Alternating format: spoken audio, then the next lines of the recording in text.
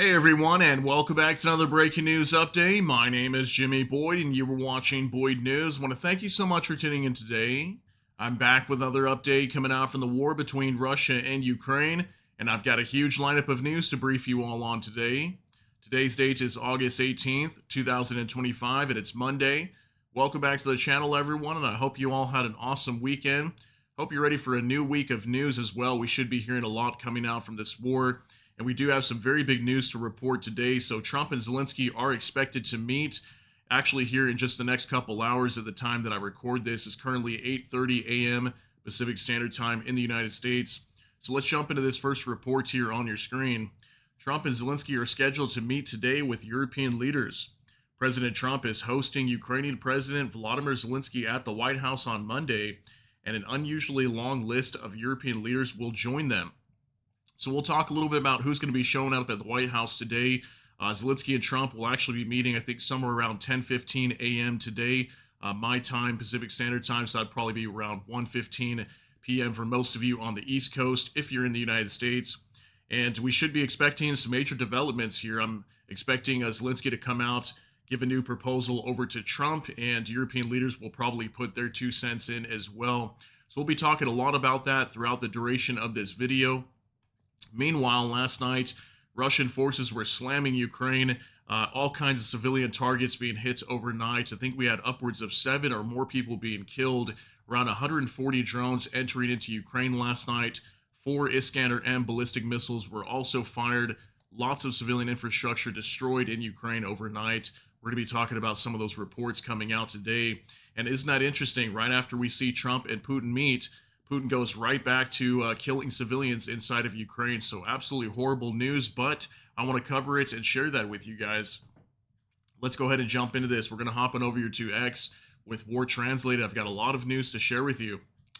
So it says here the meeting between U.S. President Donald Trump and Ukrainian President Volodymyr Zelenskyy is scheduled for August 18th at 8:15 p.m. Kiev time. So from what I understand, that's going to be right around 10:15 a.m. Pacific Standard Time, or again 1:15 p.m. Eastern Time if you're in the United States.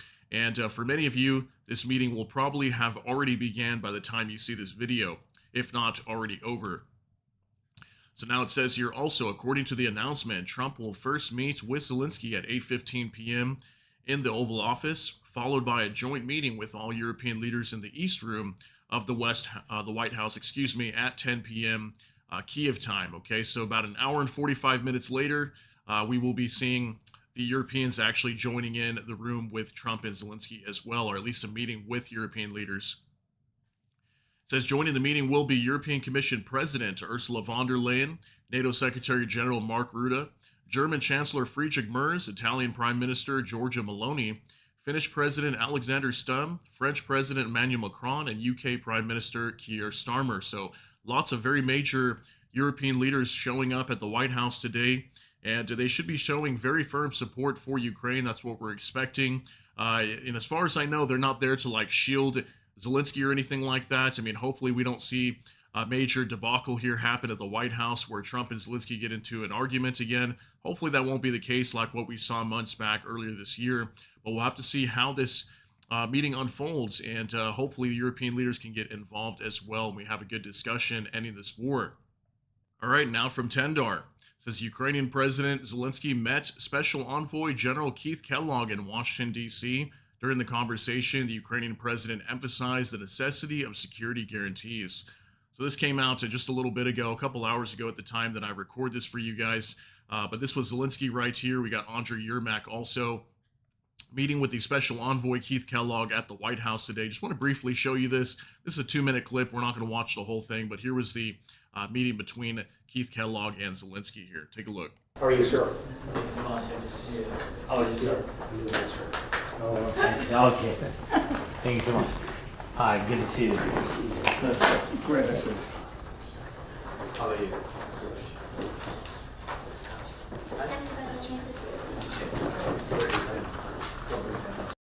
So Zelenskyy just meeting with Keith Kellogg, briefing him on the situation and emphasizing that Ukraine needs security guarantees from the U.S.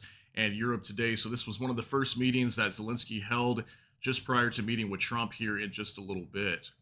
So we'll move on to another update now from Nexta. Starmer says, I'm on my way to Washington to meet Trump, Zelenskyy, and other leaders. Here's why. UK Prime Minister Keir Starmer recorded a video from the plane outlining the purpose of his visit to the United States and what he expects from today's meeting with world leaders. So we got a 45-second clip of Keir Starmer. This is the UK Prime Minister on his plane heading over to Washington, D.C. today to meet with Trump and Zelenskyy. So go ahead and take a look at what he has to say. This war in Ukraine has been going on a really long time now. I mean, 3+ years. Hugely impacted the Ukrainians, who've suffered hugely, but it's also impacted Europe. It's impacted every single family and community in the United Kingdom. And so everybody wants it to end, not least the Ukrainians. But we've got to get this right. We've got to make sure there is peace, that it is lasting peace, and that it is fair and that it is just. And that's why I'm travelling to Washington with other European leaders to discuss this face to face with President Trump and President Zelenskyy, because it's in everyone's interests, it's in the UK's interests that we get this right. This war in Ukraine. Okay, so huge statement here from UK Prime Minister Keir Starmer, just basically showing firm support for Ukraine and saying that we need a fair and just peace in this war. Hopefully that can be the case. We'll see how negotiations go today. Hopefully it will be a positive situation by the end of this, once all these European leaders, Trump and Zelenskyy, meet today. And hopefully we don't see an argument break out between Trump and Zelenskyy. I'm hoping that things go positive in that direction. Take a look at this as well from Military News UA. British diplomats are training Zelenskyy before meeting with Trump to avoid a new scandal in the Oval Office, according to Bild magazine. And it says, quote, advice, protect Trump's ego, praise him publicly as much as possible, and do not provoke. This also includes praising Trump's efforts to establish peace in Ukraine and recognizing that Europe must take greater responsibility for its own defense, the publication writes. Yeah, so apparently British diplomats are trying to train Zelenskyy and kind of coach him on how to deal with Trump, to kind of, sugarcoat things and butter, Trump up is kind of what I see from this situation. And maybe Zelenskyy will be like that with him. And hopefully we don't see a shouting match. This was actually a picture from months ago when Trump and Zelenskyy met at the White House, and it didn't go well. They eventually started arguing, and then Zelenskyy actually left early from the White House. There was actually some reports at the time that he got kicked out. I'm not sure if that was the case or not. But yeah, hopefully we do see a positive situation here moving forward. But I am noticing today that I'm seeing some posts coming out from Trump. I'll show you one here in just a little bit. But he was actually complaining about a lot of things today. He seems a little irritated. So hopefully he's not going to be like that when they meet today. So look at this from Null Reports. Trump raged that Zelenskyy could end the war instantly if he chose, and parroted Kremlin lines like Crimea can't be returned and Ukraine can't join NATO. Another outburst proving once more he doesn't care about Ukraine's survival. So look at this from Trump today on Truth Social. It says President Zelenskyy of Ukraine can end the war with Russia almost immediately if he wants to, or he can continue to fight. Remember how it started. No getting back Obama given Crimea 12 years ago without a shot being fired, and no going into NATO by Ukraine. Some things never change. So you can kind of see, it does seem like Trump is a little irritated. He was actually in numerous posts this morning as well. It's a little bit not so much relating to the war in Ukraine, but he was kind of complaining about mainstream news, that mainstream news is making it appear as he's not doing a good job to try to end this war or whatnot. So he does seem a little irritated today, and I'm a little concerned about that we might not see a positive, outcome with this meeting with Zelenskyy today and European leaders, but we'll have to see how things play out. But definitely, as you can see, according to this post, Trump doesn't seem to be the happiest today. Now, Ukrainian Review, Zelenskyy will show up at the White House today wearing the same black jacket he wore to the NATO summit in the Netherlands in June, according to Axios. A Trump advisor said it would be a good sign for peace if Zelenskyy wore a suit today, but we don't expect him to do it. Trump advisors would like Zelenskyy to wear a tie today, but he will not wear a tie. Yeah, so that's another big talk today. Apparently, a lot of White House officials were hoping that Zelenskyy was going to wear a suit to kind of show peace. We know that Zelenskyy doesn't want to wear a suit right now because they're at war, and Zelenskyy has come out and said numerous times he will not wear a suit until the war is completely ended. So hopefully that's not going to be a problem as well, because that was another thing that they started arguing about in the White House months back when Trump and Zelenskyy got into a feud. So yeah, not super relevant, but apparently that's a lot of talk today, and it doesn't look like Zelensky is going to be wearing a suit, as we saw earlier when he met with Keith Kellogg. He was actually just wearing a T-shirt, so we'll see how that goes. Now for Mo's and Technical, Ukrainian President Zelensky tonight. Peace must be lasting, not like it was years ago, when Ukraine was forced to give up Crimea and parts of our east, and Putin simply used it as a springboard for a new attack, or when Ukraine was given so-called security guarantees in 1994. So I want to show you this statement coming out from Zelensky last night, as he had already arrived in Washington. So it says here, I've already arrived in Washington. Tomorrow I will meet with President Trump. Tomorrow we will talk with European leaders. I'm grateful to the President of the United States for the invitation. We all equally want this to end this war quickly and reliably. And peace must be lasting, not like it was years ago when Ukraine was forced to give up Crimea and part of our east, part of the Donbass, and Putin simply used it as a springboard for a new attack. Or when Ukraine was given supposedly security guarantees in 1994, but it did not work. Of course, it was not worth giving up Crimea then, just as after 2022, Ukrainians did not give up Kiev, Odessa, Kharkiv. Ukrainians are fighting for their land, for their independence. Now our soldiers are having successes in the Donetsk and Sumy regions. I'm confident we will protect Ukraine, effectively guarantee its security, and our people will always be grateful to President Trump, everyone in America, every partner for their support and invaluable assistance. Russia must end this war, which it itself started. And I hope that our joint strength with America, with our European friends, will force Russia to make real peace. Thank you. So that was just a huge statement coming out from Zelensky last night. Let me know how you guys feel about what he stated there just prior to meeting with Trump today. Now, Max 25, Zelensky says it would be impossible to give up territory to Russia. So this information was just breaking today. I'm assuming Zelensky maybe told reporters that, or maybe he was talking to Keith Kellogg and he stated that to him, that it would be impossible for them to give up any territory. So again, we heard this last week. I reported to you guys on Saturday, actually, that Zelensky was stating that they would not cede the Donbass over to Russia. That includes the Luhansk and Donetsk regions in eastern Ukraine, as apparently Putin is calling for Ukraine to do that, to basically give up the Donbass over to Russia, and they will halt the fighting inside of Ukraine. Zelensky stating today, again, that it would be impossible to give up any territory over to Russia. Now, Max 25, Zelensky, Trump, and Putin meeting could take place in Europe later this week, according to Sky News. The trilateral summit will take place on August 22nd, provided that today's meeting with Trump goes well. So yeah, a lot, lies today on this meeting today with Trump and Zelensky. We'll see if it happens to work out and go in Ukraine's favor. Hopefully it'll be a positive one. I'm thinking it will be okay, but we'll see how things play out. But yeah, Sky News reporting today that possibly later this week on the 22nd, we could see a meeting between Trump, Putin, and Zelensky. So we'll see if that's going to be the case. We did hear about that the first there will be a meeting, bilateral meeting between Trump and Zelensky, and then after that, if things go well, they will try to set up a trilateral meeting, and Vladimir Putin will get involved. So kind of a funny picture today. This is actually an AI photo. It's not a real photo, so might look kind of funny to you guys. Now, Vice Grad 24, the U.S. Secretary of State, said that Washington will not dwell on the root causes of Russia's war against Ukraine as described by Vladimir Putin. It says, quote, by root causes, he, Putin, means long-standing historical grievances. He's been talking about this for a long time, the argument of a Western advance against Russia. I don't want to get into the details. It would take too long. The bottom line is we're not going to focus on that. We're going to focus on whether they, Russia, stop the fighting or not, Marco Rubio told CBS News. He added that Washington will also concentrate on what is needed to bring an end to the war, or war to an end, excuse me. According to Rubio, both sides will eventually have to make concessions to stop the fighting.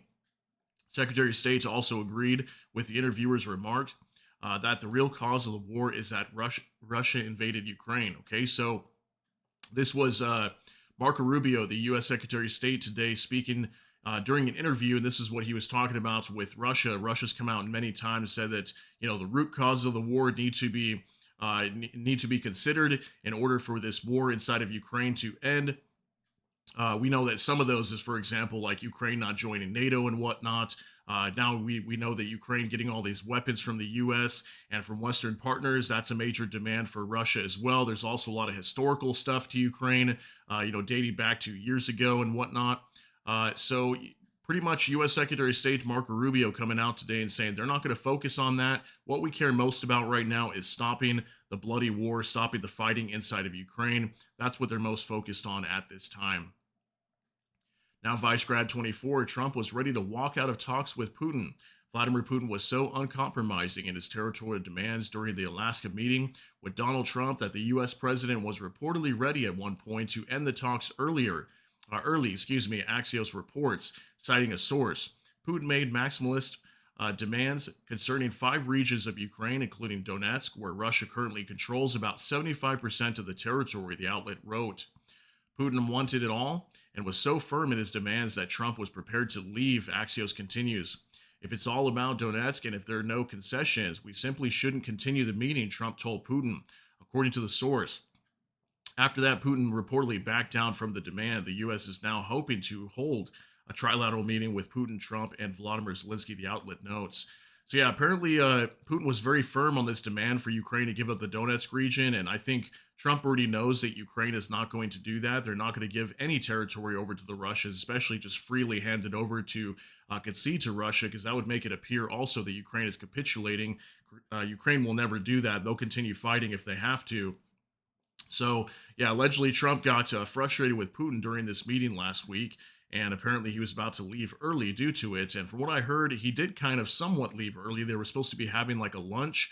Apparently that lunch got canceled, and Trump actually headed back home early. So it kind of seems like it did end early. They only met for about 3 hours, and we were hearing they could have been talking for up to 6 or 7 hours. So in my opinion, it seems like it kind of did end early, but from what Trump said, he said it was a fairly productive meeting, but they weren't even able to secure any kind of ceasefire or anything like that with Russia, get them to sign any kind of agreement. So it wasn't a complete success for the United States. So now let's talk about these attacks inside of Ukraine overnight. I've got numerous posts to share with you. This one from Max25 says, Zelenskyy, this was an absolutely revealing and cynical Russian strike. They know that today in Washington, there's a meeting to end the war. Putin will kill in a showy manner to continue putting pressure on Ukraine, on Europe, and to humiliate diplomatic efforts. This is why reliable security guarantees are needed. This is why Russia should not receive any reward for this war. The war must be ended, and Moscow must hear the stop. That was a statement from Zelenskyy today, commenting on these strikes in Ukraine. I mean, look at the damage here to this high-rise residential building. Looks like it directly got hit on the top, either by a missile or it could have been a drone as well. There was a lot of drones going into Ukraine, so much damage. Firefighters having to respond in multiple different regions. Donetsk region, Kharkiv region, Odessa, Sumy, Dnipropetrovsk. There were just so many different hits inside of Ukraine. 140 drones going into Ukrainian territory overnight. Here's more damage to another building as well. There's that same high-rise building, the backside of it after it got hit, most likely by Russian drones. Looks like a major attack in Ukraine overnight. Here's another one from Anton Gerashenko. This is what one of the buildings of Sumy State University, which Russia struck last night, looks like. So we even had a university being hit by the Russians. Looks like it got attacked heavily, most likely by drones. I'm not sure if it was missiles being used here, but look at the amount of damage. It wouldn't surprise me if this was a missile that struck this place, considering the amount of damage we're seeing here in the video footage, or the pictures here, excuse me. But lots of damage, major fire, destruction to this university, completely destroyed in the Sumy region. This is up in northeastern Ukraine today. Very sad news. Now from Bliskovka, the strike on a residential building in Kharkiv was deliberate, according to Mayor Igor Terkov.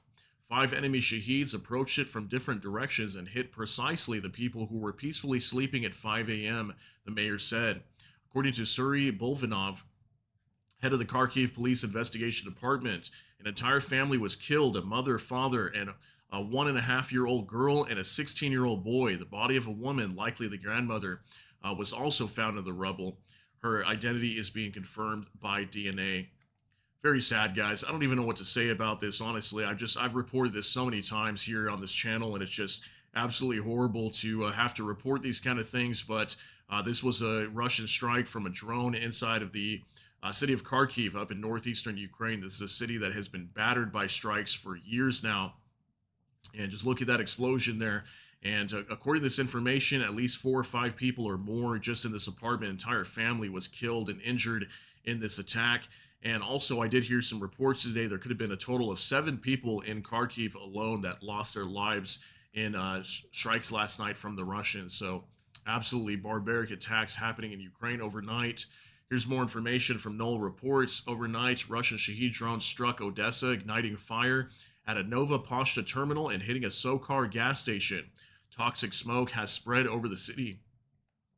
So more critical infrastructure inside of Ukraine, civilian infrastructure that is being hit. Looks like we had a massive fire here breaking out in the Odessa region. This is in southern side of Ukraine, kind of like southwestern side of Ukraine.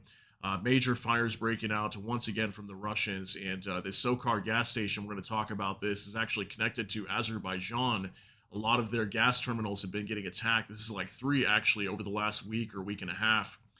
Here's that report from Anton Gerashenko. Last night, Russia attacked a Sokar oil depot in Odessa region. Sokar is an Azerbaijani state oil company. 17 fuel tanks, a pumping station building, operator and technical rooms, as well as weighing points and a fence around the territory were damaged, Ukrainian media report. This is not the first attack on Azerbaijani objects in Ukraine. Previously, another Sokar oil depot was attacked in Odessa region, and a gas compressor station was attacked in Orlivka, through which Azerbaijani gas was delivered. These Russian attacks are deliberate and a clear signal to Azerbaijan. Yeah, Russia definitely sending a signal over to Azerbaijan and letting them know they're not okay with them doing business inside of Ukraine. And there has been a lot of tensions between Azerbaijan and Russia recently over the last few weeks. So yeah, a lot of strikes happening here. Take a look at this video. We'll not watch the whole thing with sound, but take a look real quick.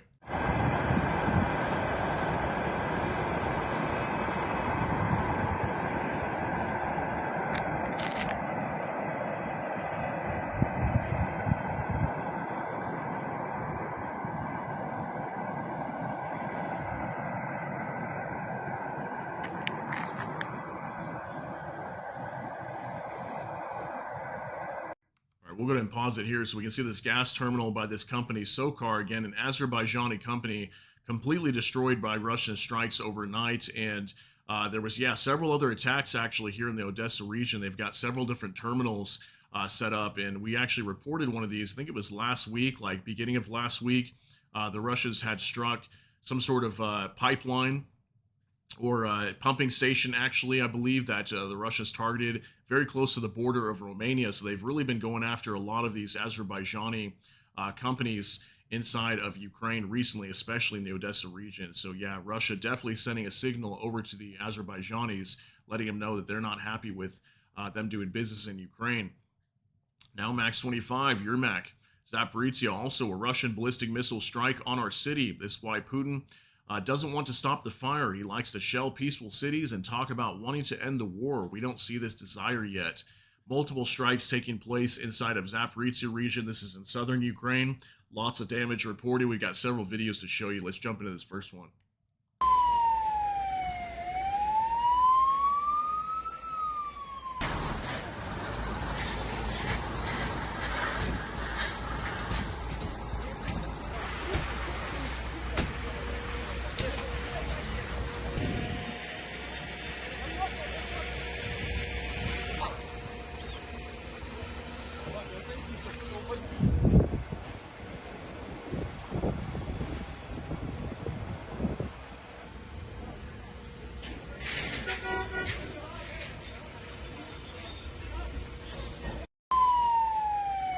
All right, so as we can see, the Russians are right back to shelling innocent civilians inside of Ukraine. There was a pause for about a week right to the run-up of Trump and Putin meeting, and then right after we saw this meeting with Trump, now Russia's right back at it, striking civilian targets in Ukraine. A couple more videos here to show you.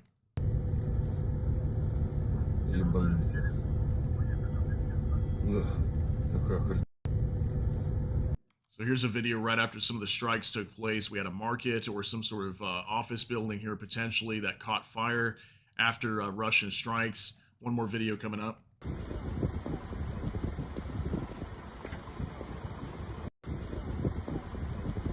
All right, here's what it looked like in Zaporizhzhia after the fires were put out. Look at the damage here to what looks like civilian buildings or maybe some businesses inside of Zaporizhzhia. So major strikes taking place down here in the southern side of Ukraine. All right, now check this out from Megatron Ron. It says new. Russian troops in the Zaporizhzhia region riding a captured American M113 armored vehicle flying both the U.S. and Russian flags. Now, this is interesting. Take a look at this. So, just over the weekend, or back towards the end of the last week, we had Trump and Putin meeting in Alaska, right? And I'm sure that was looked at as Putin basically has major control over Trump, all right? And Putin can do whatever he wants. He can strike targets in Ukraine, hold off these sanctions from the U.S. and whatnot. It's looking like a major win for Russia, and that's probably why they put this American flag on top of this M113 armored vehicle as it was captured. Looks like it may have even been under attack at the same time, too, while they were pulling away, and maybe even been hit there. But yeah, we could definitely see that American flag on top of that with the Russian flag as they were trying to escape and take it away from the Zaporizhzhia direction. So very interesting video today. That was a video really circulating a lot on X. Now for Bliskovka, last night the Defense Forces attacked the Nikolskoye, if I'm saying that right, oil pumping station in the Tambov region of Russia. General Staff reports oil pumping through the Druzhba main oil pipeline has been completely stopped. The station is part of the economic infrastructure of the Russian Federation and is involved in supplying the occupation forces. So Ukraine carrying out a massive strike last night up in the Tambov region. This is kind of close to Moscow, all part of this Druzhba oil pipeline. Just last week, we talked about this, the Uneka oil pumping station located in the Bryansk region of Russia, just north of Ukraine. Ukraine's Cherniv region, actually. Ukraine carried out a strike last week. We reported on that. The Uneka oil pumping station was directly hit, I think, by missiles, maybe drones. Now Ukraine has struck another oil pumping station that's all connected to this Druzhba main oil pipeline that allows oil flows to come from Russia through Belarus and also Ukraine on over to Eastern European nations like Poland, for example, Germany, Czech Republic receives some of this oil, Slovakia, Hungary, lots of different nations receiving oil from Russia. So according to this information today, this oil pipeline has been completely halted, and I think Hungary's actually their foreign ministry was complaining today that the oil flows were halted. So apparently it has actually been struck and allowed the halt of supplies coming from Russia into Eastern Europe. So that's a major hit by Ukraine today. Now I've got a couple things to show you. Yesterday, actually, Zelenskyy was at a conference of the European Commission. They were holding a meeting just prior to meeting with Trump today. So I'm going to show you a few details regarding that. This is from ViceGrad24. It says, breaking, European Commission President Ursula von der Leyen puts forward Europe's position before tomorrow's USA-Ukraine-Europe meeting with Trump. Key points were no de jure territorial changes, USA plus EU security guarantees, increased military production, sanctions, no limitations on Ukraine's military, neither on their numbers, their own military production, nor on weapon shipments from its Western allies. So this was Ursula von der Leyen, the president of the European Commission. She was speaking here yesterday. This is a long video. It's like 3 minutes. I'm not going to play it. But these were some of the demands she was going to pretty much lay out and say that this is what, Europe stands with for Ukraine. So just let me know how you feel on some of these. These are actually a lot of the same types of demands that Ukraine is coming out with. So yeah, that's just some things she was stating here yesterday, today. Share your thoughts in the comments on that one. And then Zelenskyy also spoke at the European Commission conference yesterday as well. And this from Nexus says Zelenskyy fires back at the Putin-Trump plan. At a press conference in Brussels, the Ukrainian president said Kyiv rejects several key points presented by Trump. Ukraine's main condition, a ceasefire first, and only then work on a final agreement. Zelenskyy stressed the contact line is the best place for negotiations, but talks cannot be held under the pressure of weapons. He flatly rejected handing over Donetsk to Russia. The Constitution makes it impossible to surrender territory or trade land. On security guarantees, he said that there are no details yet, but Ukraine sees EU membership as part of those guarantees. So we'll see if Ukraine can get into the EU. They've been pushing for that for a very long time. It also says here a reminder, Trump backed Putin's position, no ceasefire, only an immediate long-term deal, plus withdrawal of Ukrainian troops from all of Donbass. Yeah, we know that Trump is agreeing to that. He's siding with Putin right now, pushing Ukraine to give up the Donetsk region and the rest of the Donbass. So that way this war can potentially come to an end. At least that's what Putin said, that he would halt the fighting if Ukraine gave up the Donbass. But Zelenskyy already coming out multiple times over the last few days stating they will not cede any territory over to the Russians. That's not going to be the case. Talking about security guarantees here today and whatnot. Lots of different information regarding ending this war. These were just some of the statements he made speaking at this EU conference yesterday. Let me know how you feel on Ukraine's position there. Now, for Vicegrad 24, breaking: European countries are ready to send a peacekeeping force of 50,000 soldiers to Ukraine after a peace deal in order to secure to the peace. They would be commanded by a Western general and supported by air power, according to source Taledi. I don't know if I'm saying that right. I might be butchering the name of this, but this is a mainstream news outlet. And so allegedly, according to this information today, the Europeans are ready to send a force of 50,000 strong into Ukraine that would ensure Ukraine's sovereignty in the event that we get a ceasefire. Interesting, because last week we were hearing multiple reports, like Financial Times, I believe, was reporting that the coalition of the determined, or coalition of the willing, however you want to call it, these European nations that are agreeing to send troops into Ukraine, were all of a sudden not so ready to do that. They were actually only going to be allowing like maybe air supports in Western Ukraine, not necessarily sending troops directly into Ukraine. Now we're seeing a 180, and we're seeing a lot of reports talking about European nations that are actually open to doing that. That means sending a peacekeeping force into Ukraine to help them secure their cities and the front line. So, not sure what's going to happen with that. We're seeing a really back and forth situation with this. So, we'll wait to see what the final agreement is going to be between Europe, Ukraine, and also Russia. Now, for Max 25, explosion at Elastic Gunpowder Factory in Ryazan region, according to Dossier Spiona, if I'm saying that right. 4 buildings of the plant, production premises, gunpowder warehouse were completely destroyed. 7 buildings were damaged. About 300 tons of gunpowder for artillery shells were lost. About 600 units were lost of 152 millimeter shells. 14 people were killed. Another 19 are considered missing. 149 people were recognized as injured. 40 are currently hospitalized. Wow, so we reported this last week. This Elastic Gunpowder Factory in the Ryazan region just randomly exploding. We're not sure exactly how this happened. It could have been from a Ukrainian drone attack, possibly, because there was a drone attack ongoing around the time of this explosion, but it happened during the day. And so this place just completely was leveled to the ground. I showed you guys numerous videos of that late last week after this explosion had occurred. So, look at the amount of damage here, and a lot of people that were injured. So 14 people killed, 19 missing, and 150 people almost that were actually injured in this explosion. It was definitely a massive explosion in the Ryazan region. We did report that last week. So very crazy information coming out from there. There's just a little update on that explosion. Now for Max 25, Zaporizhzhia will be the next target for the Russians, says Alexander Syrsky, who's the commander of Ukraine's armed forces. That's him right here in the photo. Here's some statements from him today. The war can continue at any time after the ceasefire. We must be ready. Russia has advanced near Pokrovsk to 10 to 12 kilometers. The occupiers are using the 1,000 cuts tactic there, the offensive of small assault groups. Air platforms are currently being tested to evacuate the wounded. Even ordinary Ukrainian anti-aircraft installations have AI elements. More than 3,200 UAVs have shot down our helicopters with machine guns this year. In Bakhmut, Russian Wagner lost 40,000 people killed and wounded out of 50,000 in the total composition. The ratio was 1 to 7.7. This is the best indicator during a full-scale war. Putin wants to seize more territories, and this takes time. Yeah, so the biggest one that I get out of this is obviously the fact that he's stating here that the war could continue after we see a ceasefire. And that's a big question here, is if we get a ceasefire in this war, do you guys think that Russia will start this attack right back onto Ukraine again? And one of the biggest indicators to me is the fact that Russia's entire economic base right now is just, it's completely based around war.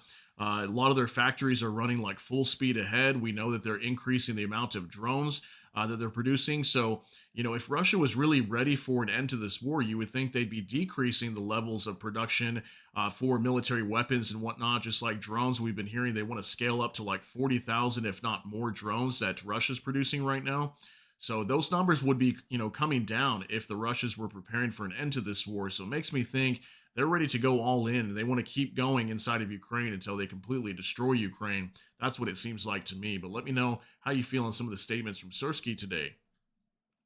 Now, war translated. Last night, the Russian army attacked with 4 Iskander-M ballistic missiles. Missile and attack UAV strikes were recorded at 25 locations in Donetsk, Kharkiv, Sumy, Dnipropetrovsk, Odessa, and Kiev regions.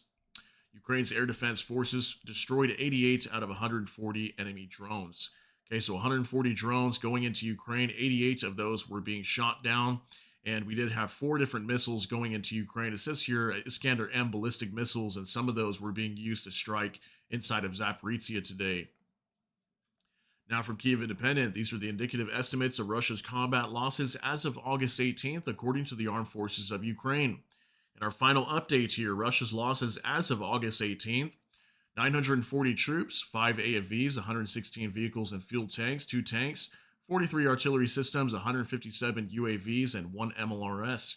So about average numbers we're seeing here across the board for Russian losses today. Still another MLRS being destroyed. We've been seeing at least 1 or 2, sometimes 3 of these per day for the last week, which is very interesting. A lot of times this is sitting at 0.